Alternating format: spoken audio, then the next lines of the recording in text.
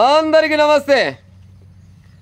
అద్దెకరం భూమి కోసం, కేవలం 20 గుంటల భూమి కోసం సొంత తల్లినే చంపిన బిడ్డ. దీన్ని బిడ్డ నాలనా గొడ్డ నాలనా మీరే చెప్పురు. గొడ్లు కూడా ఈ పని చేయకుండొచ్చు. గింత దిగసేట బిడ్డలు పుట్టిరు ఈ కాలాన. కొంతమంది సిగ్గి శరం లజ్జ మానవత్వం అనేది ఏమి లేకుండా బతురు. సొంతం బిడ్డే తల్లిని కిరాతకంగా చంపిందట. ఏడ జరిగింది ఈ ముచ్చట? సిద్దిపేట జిల్లా, ఊరి పేరు ఏం పేరుండే, మీనాజిపేట అంట. చంపి పినియని వారేయకుండా తల్లి మీద నగలు ఉన్నాయంట. ఆ నగలు కూడా కిరాతకంగా గుంజుకుందంట. ఎక్కువసేపు ఏం చెప్ప జరంతసేపు చెప్పే ప్రయత్నం చేస్తే ఈయన ప్రయత్నం చేయరు. సిద్దిపేట జిల్లా మీనాజిపేట ఊరు. అయితే ముసలామ పేరు బాలమణి. ఈ బాలమణి కంటే 55 ఏళ్ళు అంట. ఈమెకు 2 బిడ్డలు. ఒక బిడ్డ పేరేమో లావణ్య, ఇంకో బిడ్డ పేరేమో నవనీత. లావణ్యకు 8 ఏళ్ళ కింద పెళ్లి అయింది. ఆమె బతుకుతుంది. చిన్న బిడ్డ నవనీత ఈమె కూడా పెళ్లి చేసింది. కాకపోతే చిన్న బిడ్డ మొగనికి వెనక ముందు వాళ్ళు లేరంట. లేకపోయేసరికల్లా ఇక మీరిద్దరు ఎట్టుంటారు, మీతో పాటుగా నేను కూడా ఉంటాను. ఈ బాలమణి కూడా చిన్న బిడ్డ దగ్గరనే ఉంటుందంట. బాలమణి తనకున్న 2 ఎకరాల వ్యవసాయ భూమిలో కొంత భూమిని గతంలో లావణ్య పేరున రాసింది. మరికొంత భూమిని అమ్మగా వచ్చిన డబ్బుల్ని చిన్న కూతురు నవనీతకి ఇచ్చింది. పెద్ద బిడ్డకేమో భూమి రాసి ఇచ్చింది, చిన్న బిడ్డకేమో పైసలు ఇచ్చింది. లెక్క సరిపోయింది కదా.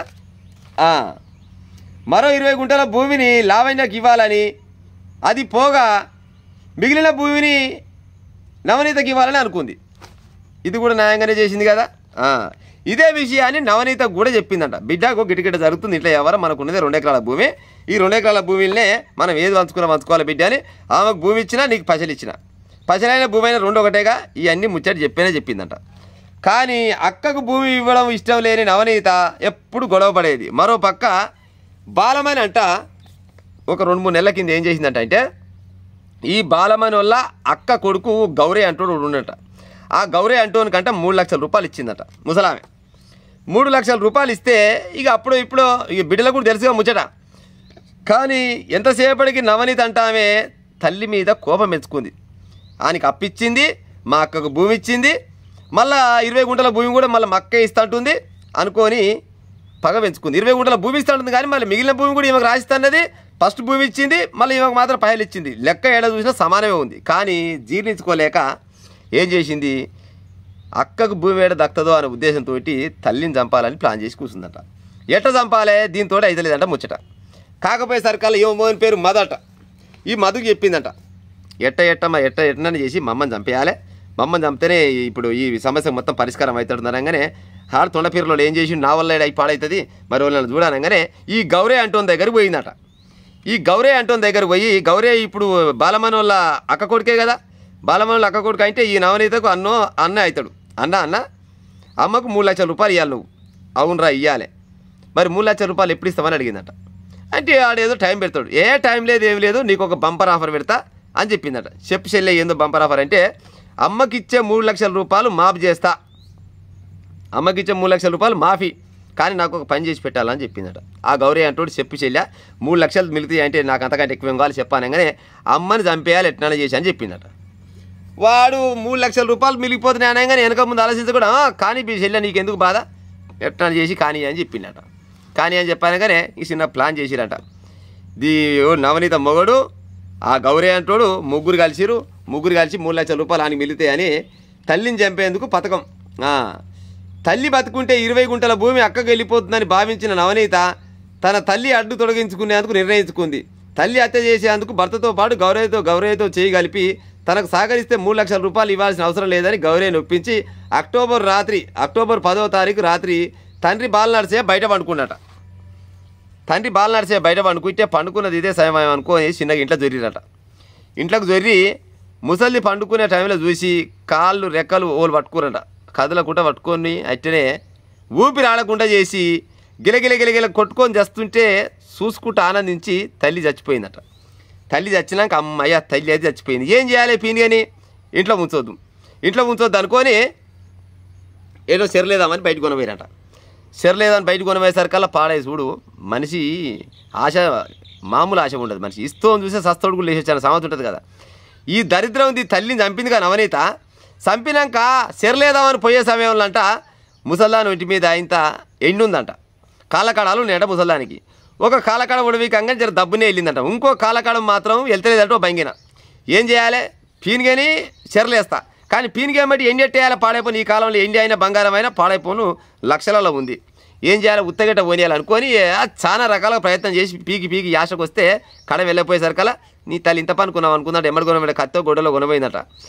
కాలుని రెండుగా జీరిందట, తల్లి కాలుని రెండుగా జీరి ఆ కడ ఉడవిక్కుందట.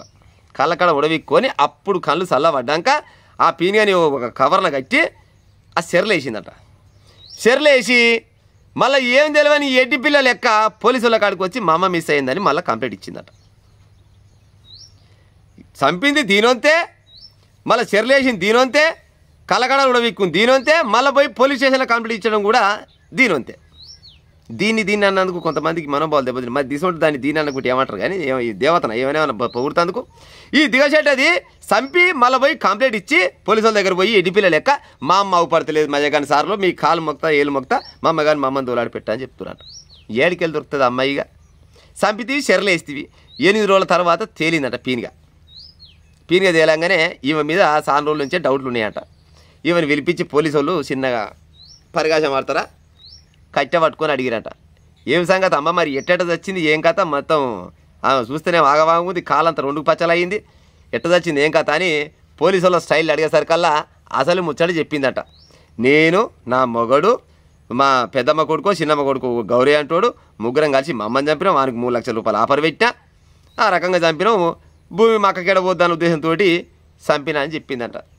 గిసబోంటి బిడ్డలు పుట్టిరు, మీరు బిడ్డలంటారే తల్లులారా, మీరు నాశనం అయిపోను, సొంతం తల్లినే కూడా ఓర్చకుంటే నీ భూమి పాడైపోను. ఎక్కడ పోతుంది భూమి, ఎన్నేళ్ళకున్న భూమి ఉన్న కానే ఉంటుంది, ఇంచు కూడా జరగదు. కాకపోతే 4 పెద్ద మనుషులు కూర్చోబెట్టి మరి మా అమ్మ భూమి ఇద్దామంటుంది, నాకు పాయలిస్తా అంటుంది, లేకపోతే నాకే భూమి ఇస్తే తనకే పాయలిస్తుంది, కట్టేట్టుంటుంది, ఇద్దరు సమానం కావాలని మాట్లాడుకుంటే కాకుండా వస్తున్న ప్రజలారా గింత దారుణంగా తయారయ్యారు. సొంతం తన కడుపులో పుట్టి తన కడుపులనే కత్తి చూసినావంటే నిన్ను ఏమనాలో చెప్పురిగా. కొనబోయినట పోలీసు వాళ్ళు లోపడేసి లేకుంటే ఊకుంటారా. ఇప్పుడు పోలీస్ స్టేషన్లో దొరికి ఏ పని చేసినా, పలాని పని చేసినా, దొంగ పని చేసినా, లంగ పని చేసినా, గీ పని చేసినా ఎన్నడుకున్నా కానీ దొరకవలసిందే, పోయి ఊసలు లెక్క పెట్టవలసిందే.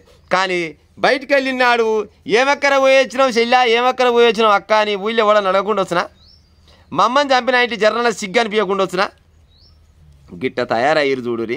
ఆస్తులు చల్లకుండా ఆస్తుల కోసం సొంత తల్లిదండ్రులను చంపే కాడికి వచ్చిందంటే కాళ్ళకడాల విషయంలో మాత్రం మరీ దారుణంగా కళ వెళ్ళిపోయేసరికల్లా కాల్ని 2గా జీరింది సొంతం తల్లిని. సచ్చినాక కూడా ఇచ్చిపెట్టకుండా గంత మూర్ఖంగా ప్రవర్తిస్తున్నారంటే ఇటువంటి మనుషులని ఏమనాలి ప్రజలారిగా మీరే చెప్పురు కామెంట్ రూపకంగా ఉంటా మరిగా.